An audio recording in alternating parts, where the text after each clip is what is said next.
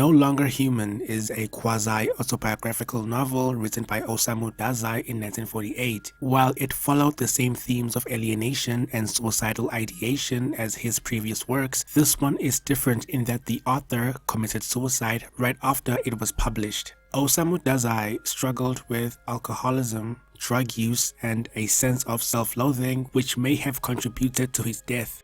Oddly enough, his follow-up book was to be named Goodbye, but it was never finished, and I can't help but get the sense that he intended for that book to be his last work. The reason this is so chilling to me is that even though he intended to hold on to his existence a little while longer, it came to a point where he could not take it anymore, and that, to me, is something I can understand.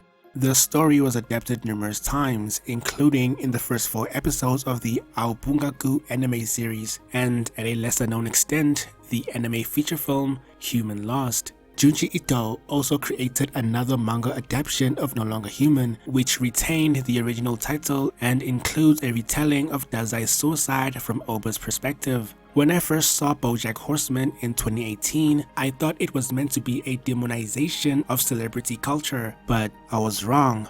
While it does comment on that culture and what it stands for, it's clear in the dichotomy of BoJack and Mr. Peanut Butter that it's not entirely the fault of the culture, but the individuals who choose to conform to it. We did touch upon this in the cosplay pervert video and on the idea of personal responsibility and the separation of fantasy from reality. But how does one do that when the fiction feels more real than the real thing? The emotional cost of living that the cast of BoJack pay just for existing in a time where they've been dealt a hand they rarely know how to play is psychologically taxing. The best thing about fiction is that it ends. It's safe.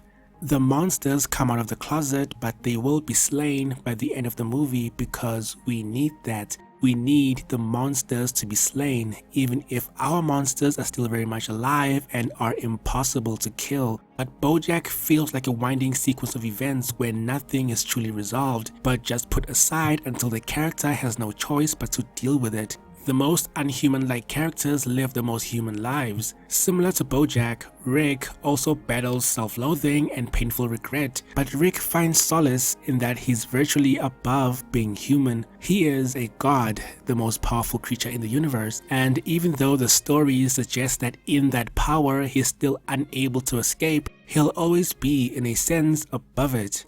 BoJack feels like standing on the precipice of an uncertain existence. It's funny, it's witty, it's weird, but it's also extremely damaging in every sense of the word. Mental health is a long-term battle. By the time you get sick, you've already been sick for most of your life. Things will get worse before they get better. Lately, my life has felt liminal.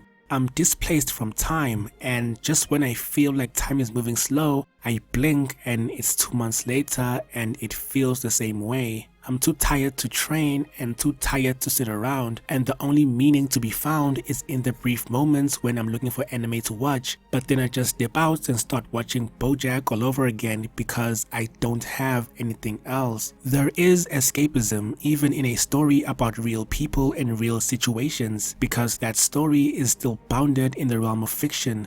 My favorite character is Diane because she feels just as lost and as unsatisfied with nothing as I am, and the love and empathy I feel for her is only compounded by the fact that she's a writer without a story to tell and with no time to tell it. She feels like crap all the time, and it doesn't help that the people who understand her are too broken to help, and those that don't are too set in their own ways to even try. Emotional pain and suffering does not have narrative meaning, and there's no poetry to be found in the face of the real. The BoJack Horseman ending was mellow with very little resolved, because life has no grand closure or a happy ending. I think that's why Osamu Dazai could not even finish his last work, because while that may have been the perfect and tragic ending to his life's journey, it was not in his power to see through. Life has no story beats, no twists, and no setup. It just is, and while BoJack explored that idea against the backdrop of a world where stories are told and narratives are perpetuated, it was still about a man who suffered deep pain, and it destroyed everything he ever knew.